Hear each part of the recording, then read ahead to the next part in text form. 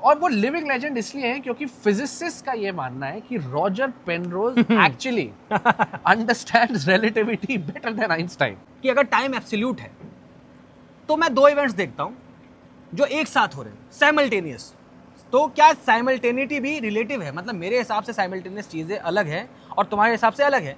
उसके लिए उसने एक थॉट एक्सपेरिमेंट किया।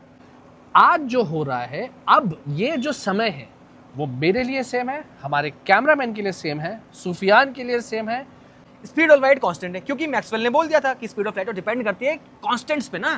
वहां पे कोई ऑब्जर्वेशन का पॉइंट ऑफ व्यू ही नहीं था। स्वागत है आप सबका फिर से सूफी ट्रैम्प हियर में। कुछ बातें आपकी, कुछ मेरी, कुछ कहानियों की, कुछ किस्सों की, कुछ थिएटर की, कुछ साइंस की, कुछ सवाल मेरे, कुछ आपके, कुछ जवाब मेरे, और बहुत सारे कन्फ्यूजन के साथ छोड़ के जाएगी ये वीडियो।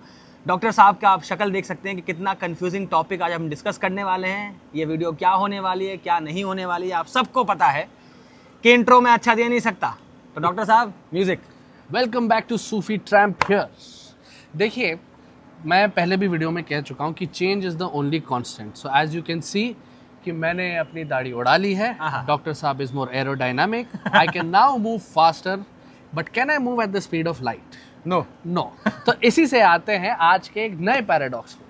आज का वीडियो हम बनाने वाले हैं एक ऐसे थॉट एक्सपेरिमेंट के ऊपर जो सही मायने में फिजिसिस्ट को भी कंफ्यूज कर देता है। आप अगर इसके बारे में ऑनलाइन भी पढ़ना चाहें तो आप देखेंगे कई लोग इसे बहुत अच्छे से नहीं समझ पाए हैं। ठीक है, एनीवेज देखिए, बात है टाइम की। टाइम है क्या?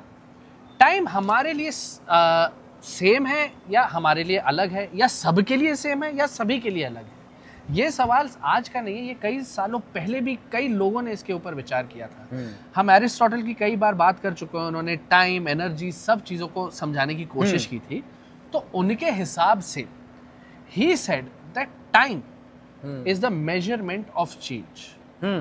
तो व्हाट काइंड ऑफ चेंजेस है ना, कि एक पेड़ एक जमाने में पौधा था, वो वक्त के साथ एक विशाल पेड़ बन गया है ना।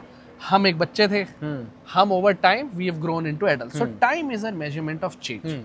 लेकिन विचार ये चल रहा था कि ये जो सब चीजें हैं है ना, ये हमारे थॉट्स, हमारी फीलिंग्स हमने पेपर पर लिख कर इसको एक मीनिंग दिया है ना। पूरी साइंस इज एसेंशियली दैट। तो लोग और भी सोच रहे थे कि यार ये वक्त है क्या, क्योंकि फील तो हो रहा है मुझे। हाँ, कुछ तो हो रहा है, फील तो हो रहा है। जैसे पहले भी, एरिस्टोटल के आने के पहले भी, इनफैक्ट इंडियन माइथोलॉजी में भी वक्त को किस नजरिए से देखा जाता था, वो दिन के, जो दिन में एक एक चीजें होती हैं उसके बेसिस पे था कि सूरज की पोजीशन के हिसाब से हमें समझ आता था कि अच्छा दिन शुरू होता है तो सूरज यहाँ होता है, उसी टाइम पे हम मैजिकली उठ भी जाते हैं है ना।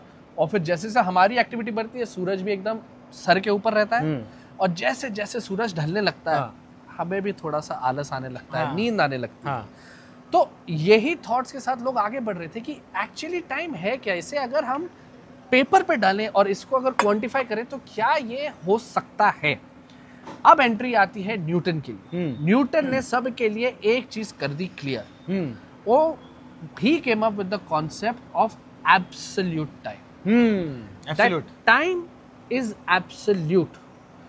आज जो हो रहा है, अब ये जो समय है वो मेरे लिए सेम है, हमारे कैमरामैन के लिए सेम है, सुफियान के लिए सेम है, अमेरिका में बैठे एक दूसरे इंसान के लिए सेम है, और अगर कोई सूरज पे बैठा है उसके लिए भी ये वक्त अब जो है that is exactly the same. ठीक है, जो अब हो रहा है वो सब जगह पूरे ब्रह्मांड में एक साथ हो रहा है। Time is absolute. टाइम एक ऐसी चीज है जिसको हम मॉडिफाई नहीं कर सकते, जो कम या ज्यादा या फिर अलग नहीं हो सकता किसी के लिए भी। लेकिन फिर एक और बुद्धिजीवी आते हैं जिन्होंने कहा था that time is not the same for every observer.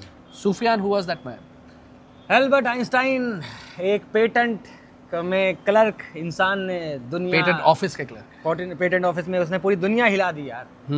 ऐसी थ्योरीज दी जिसके ऊपर जितनी चिंतन की जा सके, जितनी बातें की जा सके उतनी कम है। और अभी धीरे धीरे इस वीडियो में समझ में आएगा कि ऐसा भी क्लेम आने लगा कि उनकी थ्योरी ही शायद उनसे कोई बेहतर जानता था। वो बात करेंगे हम लोग। सो टाइम एब्सोल्यूट कह दिया गया था न्यूटन के हिसाब से। तो should I talk about the thought experiment of Albert Einstein, जिसके हिसाब से उनको अभी आइडिया आया कि ये शायद अलग हो सकता है या फिर बाद में? बिल्कुल। और शायद आप लोगों को ये रेपिटेटिव लग रहा होगा कि हम बार बार आइंस्टाइन की बात करते हैं। देखिए, मैंने कई बार ये कहा भी है और ये समझाना शब्दों में कह देना बहुत आसान है, लेकिन इसके इम्प्लीकेशन समझना बहुत ज़रूरी है, क्योंकि एक ही एक्सपेरिमेंट से हम इसके एक एक एस्पेक्ट पे बात करके हमने कितने सारे वीडियोस बनाए हैं। बहुत उसी एक्सपेरिमेंट से किस तरह एल्बर्ट आइंस्टाइन ने कहा था टाइम इज रिलेटिव, वो आज सूफियान बताएंगे। So please carry on.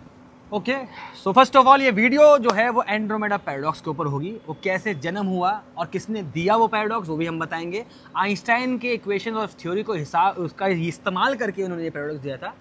तो अब बात करते हैं एक चीज़ की, एक थॉट एक्सपेरिमेंट की, कि आइंस्टाइन ने कौन सा थॉट एक्सपेरिमेंट किया था। ये एक बहुत अच्छी सीरीज़ भी थी, जीनियस करके, उसके अंदर वो सीन अच्छे से दिखाया गया था। खैर हमारे पास इतना बजट है नहीं कि हम वो सीन यहाँ पे कर दें।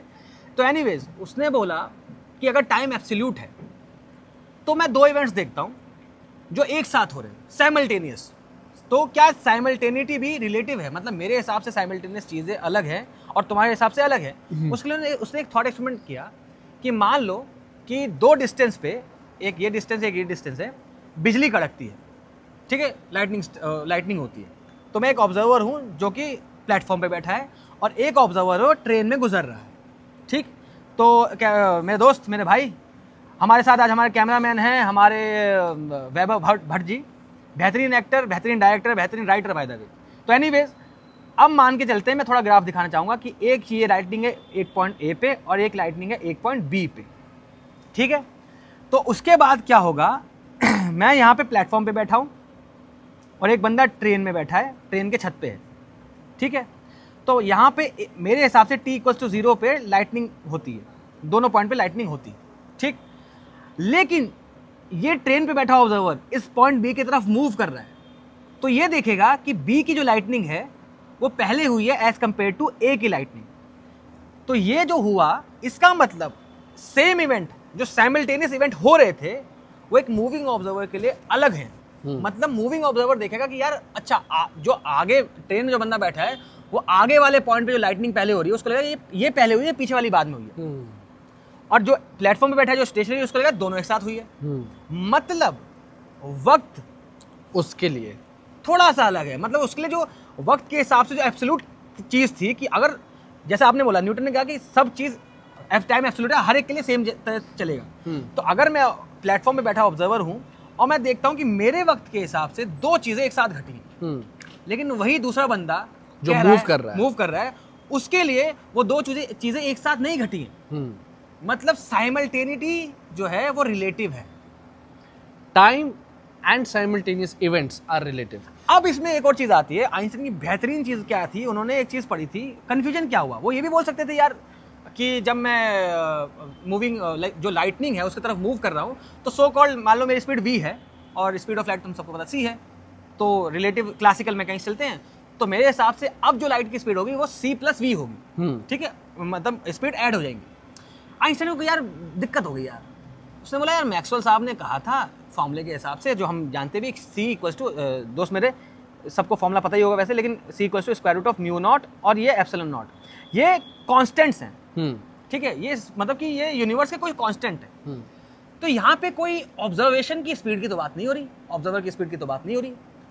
तो यार ये समझ में आता है कि एक मूविंग ऑब्जर्वर, यहाँ से उन्होंने कंक्लूड किया था, वैसे एक एक्सपेरिमेंट भी था, क्या नाम है उसका, माइकलसन मोरले एक्सपेरिमेंट, जो 1887 में अराउंड हुआ था। तो उसने भी ये प्रूव कर दिया था यार कि यार जो टाइम जो हो रहा है ना, मतलब जो स्पीड ऑफ लाइट है ना, वो डिपेंड नहीं कर रही है ऑब्जर्वर पे।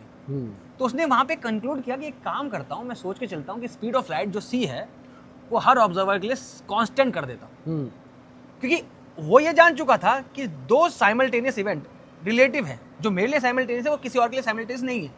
उसने एक और चीज ऐड ऑन कर दी, उसने और नमक डाल दिया कि मान के चलते हैं कि हर ऑब्जर्वर के लिए, हर इनर्शियल फिल्म के लिए स्पीड ऑफ लाइट कांस्टेंट है, क्योंकि मैक्सवेल ने बोल दिया था कि स्पीड ऑफ लाइट डिपेंड करती है कांस्टेंट्स पे ना।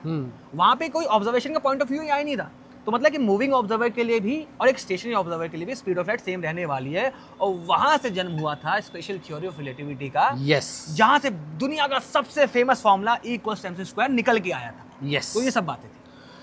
तो अब क्या होता है, माइकलसन मोरले एक्सपेरिमेंट बेसिकली ये था कि अर्थ के रोटेशन के साथ हम ये देखना चाह रहे थे कि क्या मूविंग अर्थ के साथ क्या स्पीड ऑफ लाइट कम या ज्यादा होती है? एथर के तब हाँ, कंसेप्ट चलता कि एथर है कि नहीं। हाँ। और हमने ये वीडियो में भी बात की थी कि न्यूटन का ये कहना था, उन्होंने कई आइंस्टाइन, न्यूटन ने भी कई सारी चीज़ों के बारे में बात की थी, मैथमेटिक्स, फिजिक्स, लाइट, बहुत सारी चीज़ों पे बात की थी। तो उनके हिसाब से लाइट एक मीडियम में ट्रैवल करती थी। बहुत सारे साइंटिस्ट इस बात में मानने लगे कि यार लाइट को ट्रैवल करने का कोई तो मीडियम लगेगा। एंड उनका ये मानना था कि ईथर नाम का एक मीडियम है जिसमें लाइट चलती है। खैर वो आगे जाकर डिस्प्रूव हो गया था, क्योंकि माइकलसन मोल्डे ने बोला या तो वो ईथर मीडियम नहीं है, या तो somehow speed of light observer पे डिपेंड नहीं कर रही है। तब तक दो चीजों में चल रही थी कि या तो हम मान लें कि ईथर नहीं है, या तो मान लें कि ऑब्जर्वर पे डिपेंड नहीं करती। इस पे पुख्ता जो साबिती लगाई वो आइंस्टाइन ने लगाई। थ्योरी देखिए, एक हाइपोथेसिस मान के बाद में जब चीजें एक्सपेरिमेंट हुई तो वो प्रूव भी हो गई, लेकिन ये यहाँ से जन्म हुआ था, थोड़ा थोड़ा मोटा मोटा ये बातें हैं। मगर आई एम श्योर कि ये सब बातें सुनकर आप लोग काफी कंफ्यूज्ड हो गए है ना? मगर प्लीज डोंट फील लोनली, ठीक है? इसका मतलब ये नहीं कि सूफियान कंफ्यूज है। Sufiyan is absolutely clear, doctor is a little bit confused, but Sufiyan will help us out with the confusion. I will try my best. Let's go back in time, hypothetically speaking. This is 1905, special theory of relativity आ गई है। Einstein कह रहे हैं speed of light is the same for in every frame, inertial frame, in every inertial frame the speed of light is the same for any observer. Great. अब इससे concept आता है टाइम डायलेशन का, और length contraction का। But उस समय जैसे हम पहले वीडियोस में कहते थे, वी हैड नो, हमारे पास कोई तरीका नहीं था ये जो सारी रिसर्च थी उसको सही मायने में देख पाने का। ना हमारे पास टेलीस्कोप्स थे, ना हमारे पास कुछ भी नहीं था। तो जिस तरह से आप कंफ्यूज है, उस समय साइंटिस्ट भी कंफ्यूज थे कि यार क्या बातें कर रहा है ये बंदा, है ना? मजाक उड़ाते थे यार, क्या रे ये कौन है क्लर्क है, ये क्या बताए, ये साइंस बताएगा हमें। मजाक उड़ाते थे, लेकिन साथ साथ कई सारे ऐसे भी लोग थे जो कहते थे नहीं, this guys want to something. लेकिन how do we get everyone on the same page? क्योंकि क्या है, रिलेटिविटी एक ऐसा कॉन्सेप्ट है कि जब आप उसको प्रैक्टिस में डालने जाते हो तो एक्चुअली बहुत सारे कॉन्ट्रडिक्शंस होते हैं, और ये आसान नहीं है। और इसका गवाह दुनिया का हर कोई फिजिसिस्ट रहेगा, चाहे वो कितने भी हाई लेवल का हो। It's a very difficult concept to grasp completely. लेकिन बात ये है कि इस दुनिया में there is a living legend by the name of Roger Penrose, जिसके बारे में हमने ब्लैक होल्स के वीडियो में बात की थी। और वो लिविंग लेजेंड इसलिए है क्योंकि फिजिसिस्ट का ये मानना है कि Roger Penrose actually understands relativity better than Einstein. क्या बात है। खैर ऐसा कहा जाता है। और रॉजर पेनरोज ने फिर ये कहा था, ऑल राइट, ठीक है, आप लोगों को कंफ्यूजन हो रहा है ना? आप लोग के हिसाब से अगर कोई चीज, हमारे पास ऐसा कोई ऑब्जेक्ट ही नहीं है। और ये by the way Roger Penrose is the one who gave this Andromeda paradox, ठीक है? ये मैं आपको पहले ही बता देता हूँ। अब बात है बिफोर 1960 की, अभी भी स्पेस रेस चल रही है, ना सैटेलाइट है, कुछ एक आध स्पेस क्राफ्ट है, हमने अभी भी टाइम डायलेशन ऑब्जर्व नहीं किया था, ठीक है? तो एक ऐसी दुनिया को जिसके पास कोई रेफरेंस नहीं है, उसको किस तरह समझाया जाए एंड्रोमेडा पैराडॉक्स, है ना? तो उन्होंने कहा कि यार देखो, हम जो ऑब्जर्वेबल चीज़ें की बात कर रहे हैं ना, ये बहुत छोटा स्केल है। आप अर्थ की बातें कर रहे हो, इस पूरे सोलर सिस्टम में अर्थ इकलौता प्लैनेट नहीं है, या इकलौती सेलेस्टियल बॉडी नहीं है। हमारे आगे ही एक मून है, ठीक है? जुपिटर के तो पता नहीं कितने मून है ना? पूरे सोलर सिस्टम में कितने सारे ऑब्जेक्ट हैं, और ये सोलर सिस्टम इस गैलेक्सी में इकलौता सोलर सिस्टम थोड़ी है, बिल्कुल कितने सारे हैं, बहुत सारे। तो जब स्केल बढ़ जाता है तब you will see these kind of differences. How you will see these differences? Sufiyan बताएगा. So please explain the Andromeda paradox. Andromeda paradox के हिसाब से paradox basically paradox था नहीं मोटा मोटा, लेकिन लोग इसको paradox मान के बैठ गए हैं क्योंकि उनको लगने लगा है कि शायद वो भविष्य देख सकते हैं। खैर ये सब बात की बातें हैं, पहले आप ना मुद्दे पे रहिए आप, ठीक है? आप मुझे, मैं अभी कंफ्यूज इंसान हूँ, मुझे आप एंड्रोमेडा पैराडॉक्स समझा दो प्लीज। मैं ये बोल रहा हूँ, ठीक है? तो बेसिकली ये क्या होता है कि जैसे आइंस्टाइन ने कहा कि जैसी कोई चीज़ मूव करती है, मूविंग ऑब्जर्वर के लिए टाइम स्लो चलता है, ये हम सबको पता है। तो जो टाइम का डायलेशन आ रहा है, अगर मैं डिस्टेंस के साथ उसको जोड़ दूंगा तो ये होगा कि पैराडॉक्स, पहले स्टेटमेंट उसके भी चलते कि होता क्या है कि एक बंदा जैसे व्योम बैठा है, स्टेशनरी है, वो देखता है एंड्रोमेडा को, वो बोलता है कि यार यहाँ से 2.5 मिलियन लाइट ईयर्स दूर है आई गेस एंड्रोमेडा। यस। तो वो देखता है कि शायद ना वहाँ के एलियंस ना बात कर रहे हैं कि अर्थ पे अटैक करें क्या, अभी कंफ्यूजन। हमारी जो रील बनी थी इसके अराउंड ही थी, बहुत ट्राई हमने किया, बहुत मजा आया उस दिन शूट करते हुए। एनीवेज दीक्षित को बहुत धूप में भगाया था हमने। हाँ। तो भी हम देखते हैं स्टेशन ऑब्जर्वर है कि शायद वहाँ पर लोग अभी बात कर रहे हैं कि अटैक करें कि नहीं करें, लेकिन एक मूविंग ऑब्जर्वर मान लो मैं बस इसके पास वॉक करते हुए जा रहा हूँ, और वॉक करने से क्योंकि मैं मूविंग मोशन में हूँ, मोशन से क्या आएगा, टाइम डिलेशन चाहे बहुत छोटा सा है लेकिन विद डिस्टेंस वो बढ़ जाएगा। तो मैं देखूंगा एंड्रोमेडा पे तो मुझे लगेगा भैया वो तो ऑलरेडी अटैक करने के लिए निकल चुके हैं। तो ये टाइम डायलेशन क्या करेगा, मेरे हिसाब से टाइम स्लो चल रहा है, तो मैं इसका जो आज है और जो मेरा आज है वो टाइम में डिफरेंस है और विद डिस्टेंस वो बढ़ जाएगा। तो यहीं से पैराडॉक्स आता है कि अब मेरे लिए जो चीज़ें हैं, मैं ये देख रहा हूँ कि अभी वो तो निकल चुके हैं मारने के लिए, अटैक करने के लिए, व्योम देख रहा है कि भैया वो निकले ही नहीं है। तो एक्चुअली में हो क्या रहा है, सच क्या है, यही है पैराडॉक्स मोटे मोटे तौर पर। तो उनका बेसिकली ये कहना था because of this little movement हमें ये लग रहा होगा कि आपके लिए और मेरे लिए इवेंट सेम है। हाँ। लेकिन अगर हम ऑब्जर्व कर पाते हैं एक फार लाइट ईयर्स दूर एक चीज को, तो ये इतना सा डिफरेंस भी कुछ डेज का डिफरेंस अकाउंट करता है, शायद साल का बन जाता है। क्योंकि एक बात आप समझिए, हम चाहते थे उसको मैं एनिमेशन लगवा सकते थे, ग्राफ दिखा सकते थे, उतना बजट नहीं है मेरे पास। और आप देख ही रहे हैं कि हमने काफी विवाद किया है, काफी सारे यहाँ पर ग्राफ्स बनाए हैं। हाँ। ये देखिए, मतलब आप तो मतलब ना ही देखे तो बेहतर है। मैं ग्राफ के वे में समझाऊंगा ही नहीं ये बात। फाड़ो। एनीवेज मैं फाड़ो दूसरा भी फाड़ो। ये पैसे से आया। एनीवेज तो बात ये है, बस छोटे से वे में बताऊंगा कि इतना हम सबने सुन लिया होगा आजकल, क्योंकि हर तरफ इंस्टाग्राम है, हर तरफ यूट्यूब है, हर तरफ इन्फॉर्मेशन है कि स्पेस और टाइम लिंक है।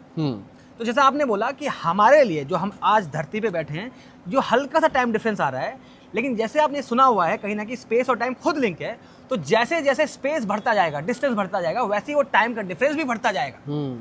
तो मेरे लिए सो कॉल्ड ये बहुत माइन्यूट डिफरेंस आया, सेकंड का आया कि मेरे मोशन से मिली सेकंड में हमारे हिसाब से नाव अलग हो गया, लेकिन with so much large distance, जैसे जैसे डिस्टेंस बढ़ रहा है ये टाइम डिफरेंस भी बढ़ता जाएगा, और शायद मैं इनके हिसाब से सालों में डिफरेंस आ जाएगा, क्योंकि स्पेस और टाइम इंटरलिंक्ड है। कहानी के बेस में बताऊंगा मैं। आई होप ये कहानी आपको समझ में आ रही हो, क्योंकि व्योम साहब कह रहे थे कि हमें ग्राफ से समझाना चाहिए, और मैं था विवादित में कि नहीं, मैं कहानी के जरिए बताऊंगा, कहानीकार हैं हम, एक्टर हैं हम। एनीवेज कंटिन्यू व्योम साहब। नहीं तो क्या आप मतलब तुम मेरा स्टॉक गिरा रहे इधर लाइव वीडियो यूट्यूब पे, क्या व्योम ये कह रहा था, लेकिन I think I know better. Brother listen to me brother, because of you this is running. Anyways खैर, तो ऑलराइट, ठीक है। अब आप ये कह रहे हो कि इस हल्के से मोशन से भी मैं जो चीज देख रहा हूँ, है ना, आप वो ही इवेंट का फ्यूचर देख पाएंगे। नहीं, देख नहीं पाऊंगा। देख नहीं पाऊंगा, ये ले यही तो है पैराडॉक्स आता है, देख नहीं पाऊंगा। अच्छा, अगर मैं और व्योम टेलीस्कोप लगाएं, चाहे मैं स्पीड ऑफ लाइट के करीब ही क्यों ना मूव कर रहा हूं, और मैं टेलीस्कोप से एंड्रोमेडा गैलेक्सी को देखूं और व्योम बैठा हुआ एंड्रोमेडा गैलेक्सी को देखे, तो दोनों को वही चीज दिखेगी जो कि 2.5 मिलियन लाइट ईयर्स पहले था। क्योंकि लाइट जो है ना वो 2.5 मिलियन लाइट ईयर्स लगा रही है वहां से यहाँ पे आने के लिए, और दोनों के टेलीस्कोप में सेम लाइट जाएगी। ये पैराडॉक्स के बारे में नहीं है, हम फ्यूचर नहीं देख सकते। Thank you very much. हम ये कह सकते हैं कि इनका आज और मेरा आज, और वही आज का डिफरेंस उस गैलेक्सी में, उस एंड्रोमेडा गैलेक्सी में, उस प्लेनेट पे अलग अलग होगा। Brother listen to me carefully, I am trying. Yes. तो मान के चलते हैं कि वहां भी एक सभ्यता है जिनके पास कैलेंडर है। ओके। और आज का वक्त ही है वहां पर भी। ओके। हमें वो आज का वक्त दिखेगा 2.5 मिलियन लाइट ईयर्स बाद। ओके। अगर स्पीड ऑफ लाइट इनफिनाइट होती, और मान के चलते हैं कि आइंस्टाइन की रिलेटिविटी ब्रेक नहीं होती, वैसे ब्रेक हो जाएगी एनीवेज, तब मैं देखता, तब ये चीजें कैसे सेंस बना बता रहा हूँ। तो आज भी फर्स्ट, मान लीजिए आज फर्स्ट में चल रहा है, और वो सभ्यता ने भी कैलेंडर बना लिया, उनका भी हमारे अर्थ की तरह सिस्टम है, वहां भी फर्स्ट में है, और मैंने मोशन किया, मैं मोशन में हूं। तो अब जब मेरा जो फर्स्ट में है, वो अगर मैं वहां उस हिसाब से देखूं, तो उनका वो फर्स्ट में ना होके वो शायद 10th में बन जाएगा। ओके। लेकिन वो 10th में की इंफॉर्मेशन कब आएगी, जब एक्चुअली 10th में होगा। तुम्हारा और मेरा आज डिफरेंस है, मेरे आज में उनके प्लेनेट में 10 में चल रहा है, लेकिन वो 10 में तब पहुंचेगा जब वो एक्चुअली इवेंट हो जाएगा। ऐसा मतलब नहीं है कि मैं फ्यूचर देख पाऊंगा, बस मेरा आज अलग है। हम इवेंट नहीं देख पाएंगे। कॉजियलिटी एक वर्ड होती है, जब तक वो चीज़ होगी नहीं तो मैं देख कैसे पाऊंगा। ये थ्योरी ओवरऑल एक ब्लॉक थ्योरी कहते हैं आइंस्टाइन के हिसाब से, कि ब्लॉक थ्योरी कहते हैं कि in terms of future, in terms of universe, everything is pre defined. Yes, that is it. लेकिन वो जब तक चीज होगी नहीं, मैं देखूंगा नहीं। ये है ये पैराडॉक्स। आप समझ सकते हैं कि शक्लें उड़ जाती है, मेरी भी उड़ गई, कि कैसे मैं शायद आप तक ये पहुंचा पाया हूँगा बात, कि यार आज बस अलग है, इसका मतलब ये नहीं कि मैं फ्यूचर देख पाऊंगा। हम दोनों सेम चीज देखेंगे। Sir question sir. Yes, okay sir. Okay, you are saying sir, हाँ yes sir, that I can not see the future sir. Yes, okay, but ये तो चीज ऑलरेडी लेट्स से कि हम देख पा रहे हैं। हाँ ठीक है, वैसे जैसे आपने कहा कि if light, speed of light is the same for everyone, आपके और मेरे लिए स्पीड ऑफ लाइट सेम रहेगी। आप और मैं अगर देख पाते हैं, सेम चीज देखते हैं, कोई डिफरेंस नहीं आता। ऑलराइट, देखें तो सेम चीज देखेंगे। हाँ? 2.5 मिलियन लाइट ईयर्स पहले अभी तो खैर मतलब हम एंड्रोमेडा गैलेक्सी को शायद देख सकते हैं, हाँ, लेकिन ऐसा टेलीस्कोप नहीं बना कि घर बैठे देख सकते हैं ना। हाँ, तो अगर हम देख पाते हाँ, तो हमें सेम चीज देखते, कोई डिफरेंस नहीं आता, because speed of light is the same for everyone. But मान लीजिए कि ये थॉट एक्सपेरिमेंट सही है, ठीक है, हम दोनों देख रहे हैं, हमें अलग अलग इवेंट्स दिख रहे हैं, तो भी आप फ्यूचर तो नहीं देख रहे हो ना। नहीं, हम क्योंकि ये इवेंट सेम ही दिखेंगे। हाँ, हाँ, लेकिन मैं कह रहा हूँ कि हटा दीजिए उस बात को कि हमें अब अलग अलग दिख रहे हैं, तो भी हम वही चीज देख रहे हैं जो 2.5 मिलियन ईयर्स पहले हो चुकी है। बिल्कुल बिल्कुल बिल्कुल, है ना। तो उस 2.5 मिलियन ईयर्स में आपके मेरे ऑब्जर्वेशन में 10-15 दिन का फर्क आ सकता है, अगर आएगा तो। नहीं आएगा, नहीं आएगा। अब मैं आपको समझाता हूँ। मैं जा रहा हूँ। नहीं, मैं आपको समझा रहा हूँ। ब्रदर रुको, मैं समझाता हूँ। तो अब मान के चलते हैं कि दोनों का आज है t=5 सेकंड पर। ऑल t=5 तुम्हारा आज और t=5 मेरा आज। तो व्योम ने अपने t=5 पे आज पे एक ऑब्जर्वेशन करी कि उसके हिसाब से जो उसका आज है और एंड्रोमेडा गैलेक्सी में बैठे किसी एलियन का जो आज है वो t=5 के है। अब ये प्रेजेंट मोमेंट है आपका। अब मैं जब मूव करूंगा तो आइंस्टाइन ने कहा कि टाइम स्लो हो जाएगा। तो अब हम एक है ना थोड़ा सा एक्सपेरिमेंट करते हैं, थोड़ा सा मतलब एक हम ट्राई करते हैं कि वहां तक बात पहुंचे। ऑलराइट, तो एक आपका रिदम है 5 सेकंड का, तो आप एक रिदम सेट कर लीजिए कि आपके काउंट करिए कि 1 2 3 4 5 सेकंड आपके कैसे बीत रहे हैं। ऑलराइट, ठीक है, आप मैंने डिसाइड कर लिया। ठीक है, मैं अपने स्लो काउंट करूंगा। मैं भी t=5 पे ही ऑब्जर्वेशन करूंगा। अब देखूंगा कि मेरा t=5 एक्चुअल में व्योम का क्या है, फ्यूचर है या प्रेजेंट है। ठीक है व्योम साहब, 3 2 1 स्टार्ट। 1 2 1 3 4 2 5 6 3 7 8 9 4 10 11 5। मतलब कि जो मेरा आज का मोमेंट t=5, हम दोनों ने डिसाइड किया था कि हम t=5 पे ऑब्जर्वेशन करेंगे। तो एक्चुअली में वो आपका t=11 है, मतलब कि आपके आज का वो फ्यूचर है। आपका फ्यूचर है जो मेरा आज है। ठीक है, इसका मतलब ये है कि मैं एक मूविंग ऑब्जर्वर का जो आज बन जाएगा वो एक स्टेशनरी ऑब्जर्वर का फ्यूचर होगा। इसलिए पैराडॉक्स जन्म लेता है कि इनको लगेगा कि यार, क्योंकि अब मैं अपने t=5 पे जब ऑब्जर्वेशन करूंगा तो मैं देखूंगा एलियन निकल चुके हैं, क्योंकि वो आपका फ्यूचर था। लेकिन एक्चुअली में ये ऑब्जर्वेशन के पॉइंट ऑफ व्यूज अलग है। आज बदले हैं लेकिन इवेंट हुए नहीं है, बस रिलेटिविटी बदली है। फेयर इनफ, आई गेस समझ में आ रहा होगा भाई, मैं बता रहा हूँ ये मुझे तो हल्का हल्का क्लियर हुआ है। खैर, हाँ, जैसा मैंने पहले भी कहा था कि this is actually a very difficult concept to summarize in a small video without talking about the maths behind. Yes, और ऐसा नहीं है कि सूफियान उसके मैथ्स के बारे में बात नहीं कर सकता, उसकी जिद थी। आप देख रहे हैं कि हमने कोशिश की थी, लेकिन ही इंसिस्टेड कि यार थियोरेटिकली समझाने की कोशिश करते हैं। हाँ, तो खैर, आई होप आपको समझ में आ गया होगा।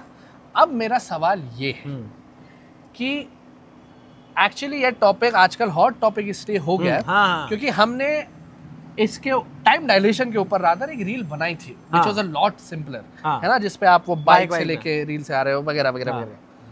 तो उन्होंने कुछ चीज कही थी जो आपको ठीक नहीं लगी। नील डिग्रास टायसन की बात यस, तो नील डिग्रास टायसन का एक पॉडकास्ट आता है स्टार टॉक पे, वेरी नाइस पॉडकास्ट, बेहतरीन, जरूर देखिएगा।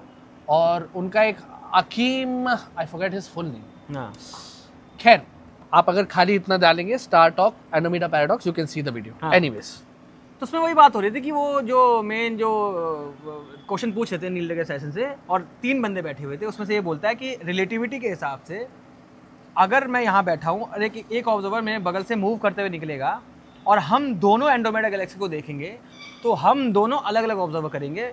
एक मूविंग बंदा टेक्निकली मेरे हिसाब से एंड्रोमेडा का फ्यूचर देख पाएगा। यस, देख पाएगा बोला और नील डिग्रेस टायसन ने उसके ऊपर शायद एक्सप्लेनेशन नहीं दी और नहीं बताया, इवेंचुअली देख नहीं पाएगा। आज अलग है इसका मतलब ये नहीं है कि इवेंट बदल गए हैं।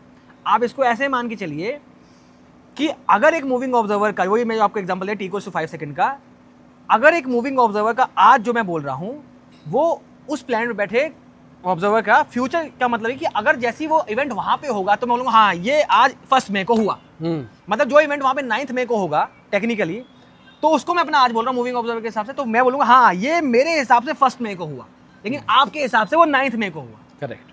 तो बस वो इसका डिफरेंस ये कि मैं अपना आज अलग बोल रहा हूँ। इसका मतलब ये तो उन्होंने बोल दिया कि हम फ्यूचर देख सकते हैं, वो बोल रहा है रिलेटिविटी, उन्होंने बहुत बड़ा रिलेटिविटी कि हम फ्यूचर देख सकते हैं, नहीं देख सकते भाई। वहीं से सारा डिस्कशन मेरा दिमाग खराब हुआ कि यार ऐसे कैसे बोल सकते हो तुम फ्यूचर देख सकते हो, यूनिवर्स तो कंफ्यूज हो जाता। फ्यूचर तब देख सकते हैं जब स्पीड ऑफ लाइट इन्फिनाइट होती, जो इवेंट होता तुरंत तुम तक पहुंचता, लेकिन जैसे ही स्पीड ऑफ लाइट इन्फिनाइट होती रिलेटिविटी खराब हो जाती, खत्म हो जाती, ये थ्योरी वर्कआउट नहीं करती। Because the speed of light is also the speed at which information can travel, and if that is infinite और इंस्टेंट रादर, तो फिर कॉजेलिटी खत्म हो जाती है, कॉज एंड इफेक्ट नहीं रहेगा, है ना। खैर, इससे एक और चीज आती है जिससे मुझे थोड़ा कंफ्यूजन है कि रॉजर पेनरोज का ये कहना था कि दिस एक्सप्लेन्स कि हमारी जो अंडरस्टैंडिंग ऑफ नाउ है, अभी है, वो सबके लिए सेम नहीं। What does this really mean? मतलब क्योंकि देखो अभी जैसे मैंने कहा कि हम भी अगर हम ऑब्जर्व कर भी पाते तो we are still looking at the past. बिल्कुल, है ना, बिल्कुल। तो आर नाउ इज डेफिनेटली, मतलब हमारे हिसाब से उनका जो नाउ है वो एक्चुअली 2.5 मिलियन ईयर्स पहले, दोनों का। Is that what he is trying to say? नहीं, वो ये नहीं कहना चाहते, वो ये कहना चाहते मैं शायद थोड़ा और उसको अच्छे से एक्सप्लेन कर देता हूँ कि नाव का मतलब देखते हैं। 1 मई वाला एग्जांपल लेके चलते हैं कि व्योम बोलेगा कि जो भी चीज़ 1 मई को होगी वो मेरा नाव है, मैं मूव कर रहा हूँ, मेरा 1 मई जो है ना बस वो अलग है। जो मेरा 1 मई आएगा, क्योंकि मेरे लिए टाइम स्लो चल रहा है, तो मेरा 1 मई जो होगा वो आपके हिसाब से 9 मई को आ रहा है। समझिए इसको बहुत, आई गेस मैं आपको समझा पा रहा हूँ कि व्योम के हिसाब से जो भी चीज 1 मई होगी, 1 मई को होगी ब्रह्मांड में, वो नाव है। लेकिन बस मेरा 1 मई इनके हिसाब से 9 मई को आएगा, क्योंकि टाइम डायलेशन है, मेरे लिए टाइम स्लो चल रहा है, मैं धीरे धीरे पहुंच रहा हूँ 1 मई को, टाइम स्लो है। इसका मतलब मैं मान लीजिए हम चलते हैं मई से पहले अगस्त आता है, अगस्त आता है, तो अगस्त के हम दोनों 28 तारीख पे थे और दोनों 1 मई की तरफ जा रहे हैं। व्योम आराम से जाएगा 1 मई को, मेरे लिए टाइम स्लो चल रहा है। मई के पहले अगस्त आता है? क्या आता है? अप्रैल आता है। अप्रैल, मई, जून, जुलाई, अगस्त, अप्रैल तो पहले बोला ना। भाई देखो तोते उड़ गए साइंटिस्ट के यार। एनीवेज, हम चलो अगस्त 2024 ना मई 2020 ना बचा लो, खुद बचा। तो अप्रैल में हम लोग अभी अप्रैल में, यार मेरे भाई साइंस यही कर देती है, मैं इसको समझाने की कोशिश कर रहा हूँ। तो एनीवे, जो भी चीज 1 मई को होगी वो ना होगा ब्रह्मांड में। हम हैं अप्रैल में ना, अप्रैल में, अप्रैल के 28 तारीख को दोनों थे, दोनों रुके हुए थे, मैंने बाइक पकड़ी और बेहतरीन स्पीड से मैं मूव कर रहा हूँ। तो हम दोनों अब टाइम में आगे जा रहे हैं, महीना बदलने वाला है, 1 मई को पहुंचने वाले। मेरे लिए चलेगा टाइम स्लो, मैं धीरे धीरे पहुंचूंगा 1 मई में। व्योम के लिए टाइम नॉर्मल चल रहा है, तो 1 मई में जल्दी पहुंच जाएगा। तो व्योम ये देखेगा कि यार अब जो सुफियान 1 मई बोल रहा है अपना, वो एक्चुअली इसके हिसाब से 9 मई। तो अब जब मैं 1 मई पे आके, अपने 1 मई पे आके दुनिया का ऑब्जर्वेशन करूंगा, तो टेक्निकल टर्म्स में वो व्योम का फ्यूचर का ऑब्जर्वेशन हो रहा है, क्योंकि मेरा 1 मई अब इसका 9 मई। दैट्स द ओनली थिंग कि नाव सबका अलग है। मेरा नाव जो है इसके हिसाब से 9 मई को है, इसी वजह से ब्रह्मांड में मेरा नाव 9 मई को हो गया, यानी कि इसके फ्यूचर में हो गया, यानी कि एंड्रोमेडा गैलेक्सी के फ्यूचर में हो गया। लेकिन देख नहीं पाऊंगा क्योंकि हुआ ही नहीं वहां पे इवेंट। हो ये है, मगर हाँ लगता है समझा दिया यार। हाँ, आई होप सो, क्योंकि मुझे तो खैर थोड़ा बहुत क्लियर हो ही गया है। बट स्ट्रिक्टली उन्होंने एंड्रोमेडा पैराडॉक्स दिया था टू एक्सप्लेन रिलेटिविटी ऑफ साइमल्टेनिटी, बस, ठीक है। और उन्होंने ये इसलिए कहा था, जैसा मैंने पहले कहा था, क्योंकि हमारे पास तब हम ये चीज ऑब्जर्व नहीं कर पाते थे। खैर, वर्ल्ड हैज मूव्ड ऑन, है ना। अब हमारे पास है सैटेलाइट्स जो हैं वो काफी तेज ऑर्बिट करती हैं अर्थ के अराउंड, है ना। और हम रिलेटिवली स्थिर रहते हैं, अर्थ के उसी एक पॉइंट पर बैठे रहते हैं। सैटेलाइट तेज घूम रही है। क्या होता है, their clocks on satellites have to be adjusted ever so slightly। बिल्कुल, क्योंकि उन वहां पर टाइम चलता है स्लो, स्लो। मूव मोशन में मतलब चीजें स्लो हो गई। यस, बस सिंपल सी तो बात। अब जो है आपको एक्चुअली एंड्रोमेडा तक जाने की जरूरत नहीं है to understand that simultaneity is बस। Not the same for everyone. ठीक है, for an object in motion time does travel slow, and ये सैटेलाइट क्लॉक्स में देखा जाता है। इसे there is something known as an atomic clock which is known to be which is far more accurate. ठीक है, अगेन बहुत difficult concepts हैं ये, इनको बहुत सिंपलीफाई करने मैं वादा करता हूँ एक दिन आके हम भी एनिमेशन लाएंगे स्क्रीन पर। अभी मुझे लगता है कि ये जो फॉर्मेट जो हमने सो कॉल्ड तुक्के में डिस्कवर हुआ है, आई गेस पसंद आ रहा है नहीं आ रहा है, आई डोंट नो, लेकिन यही है कि फॉर्मेट ही स्टोरी टेलिंग का है, इसलिए हम ये ऐसा रख रहे हैं। तो हम लाएंगे। अभी तो पेनरोज डायग्राम समझाने बाकी है, अभी तो पूरे जनरल थ्योरी ऑफ रिलेटिविटी समझानी बाकी है in terms of story telling, Yes. Not mathematics. और इस पर भी काम चल ही रहा है। हाँ, खैर, आज आपका जो कंफ्यूजन, जो इतना दिमाग में जो हमने सैलेड बनाया है उसको हम करते हैं बंद। बिल्कुल। ठीक है, वो सैलेड को अब आप खा जाइए। हाँ, ठीक है, फिर आएंगे इसके एक्सप्लेनेशन को लेकर विद पेनरोज डायग्राम, बिल्कुल विद मिन्काउस्की डायग्राम्स, बिल्कुल। और in short with space time diagrams. बिल्कुल। फॉर नाउ यहीं खत्म करते हैं। जय हिंद। जय हिंद।